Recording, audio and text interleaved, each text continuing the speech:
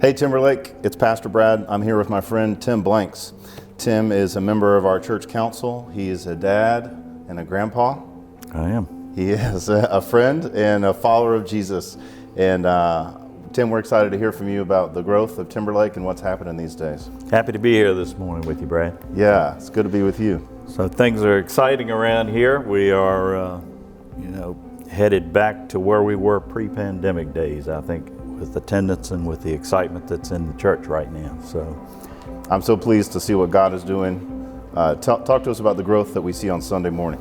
We've started tracking that. Mark Coleman started tracking some numbers for us in council, and what we're seeing is a return to campus. And as I spoke previously about the pandemic, we were probably going to have this conversation in 2019, 2018, as we were growing if the pandemic hadn't hit. Right. So old friends coming back and a lot of new friends coming. Correct. A lot of guests. Reaching a lot of new people. Yeah, it's awesome. It is. It is awesome. It is a great time to be here. So at recent Sundays, we've had standing room only in the 10:30 service. Correct. And 9 o'clock service has been very steady. So that causes, us to start doing some planning at the council level. We don't want to have people arrive for a service and see that it's full and say they don't have room for us. So we have to make some hard decisions then. We had a very good discussion in council talking about some options. We do try to get to consensus. We may not always reach it, but on this, I think we had very good discussions around it. We looked at the options. The option was to add a third service. In order to do that administratively, that meant we had to change the start times for other services. But that allows us to now have a third service to allow for growth. Right. The nice thing about adding another service is we effectively double our space for that service just by doing it a second time. Absolutely. And that doesn't cost us anything in terms of bricks and mortar. We can use the same space and we can just do the service again. Now, there was a lot of discussion because this is an administrative nightmare for you guys, for our staff, because we are adding another service that has to have music, has to have video, has to have greeters, but it's an opportunity for our members to volunteer. Now there are going to be additional opportunities to help out. That's right. To make this thing successful. And we'll need all our people, Absolutely. all of our Timberlake people to step up for hospitality and serving on Sunday morning, because it's a big operation. It is. Yeah, it is. It is. It is. So we did a questionnaire to the congregation. Talk to us about the kind of feedback that we got as far as what our congregation members saw as options. Yep. What we did in council was we said we're going to give a couple options for folks to think about in the survey.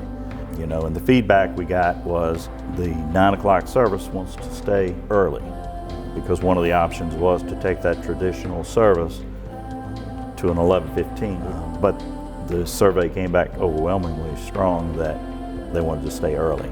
So we've left the traditional service at 8:15. The 10:30 service moving back to 9:45 and adding a second contemporary service at 11:15 to allow for that growth that's in that style service right now that we're seeing.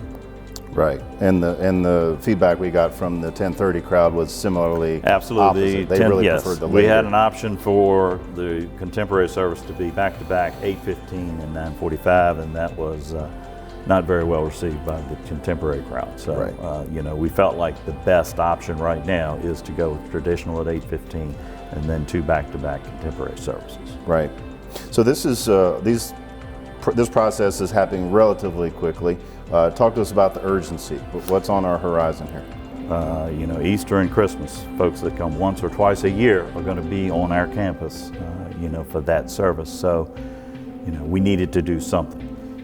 And so we want to give us a week or two ahead to get it right, to get used to it, to run a smooth Easter operation, and thereafter, hopefully the growth will continue, which I anticipate it to. Right. We've done this deal before in this very room that we're sitting in. We went from an 11 o'clock to 2 traditional services. Then we turned around and we added a contemporary service. We were in here in the zone in a contemporary service. And Susan and I, my wife, we go between two services. We will do the traditional and we will do the contemporary, and each in our mind brings a unique experience to us. You know, we're both older, as you can tell. The traditional service with the hymns, you know, we both take away something very special there. The Apostles' Creed, some of that, there's comfort there for us. Amen.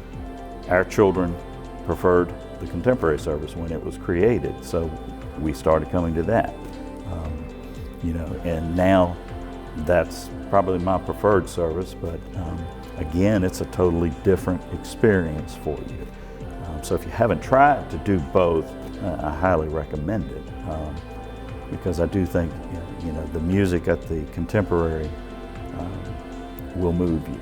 Amen. And Amen. I agree with Tim. If you haven't checked out the other service, whichever one that is for you, you should go. I do both services every week, and I'm blessed by both services. Like just the way you described it is spot on. So, what can people do to participate in this season of growth and transition? So be flexible. We all love change. I say that with tongue in cheek. You know that, folks. But over the years, as I said, we've done this. We've thrived. You know, like I said, when we split an 11 o'clock service for the first time, it was like, oh my, we're going to be two separate churches and we'll never be the same. Well, we weren't ever the same again, but it wasn't bad either. You know, we added a contemporary. Oh, we don't like that style of music, and we don't like that style of service. Well, there are folks that do enjoy it. We are bringing new faces to the church, to the campus, and new folks who are meeting Christ maybe for the first time in their life. So Amen. It's all good.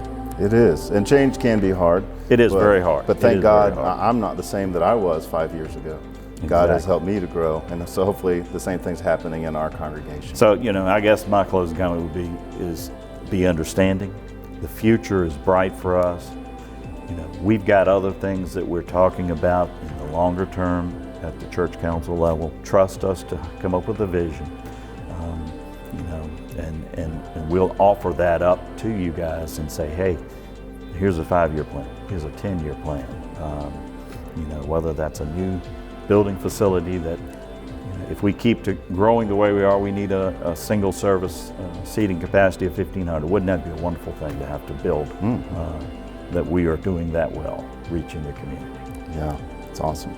Well, thank you for your time, Tim. I'm grateful for you. Happy to do it. Happy Yeah. to do it. Thank you, Brad. Absolutely. Absolutely.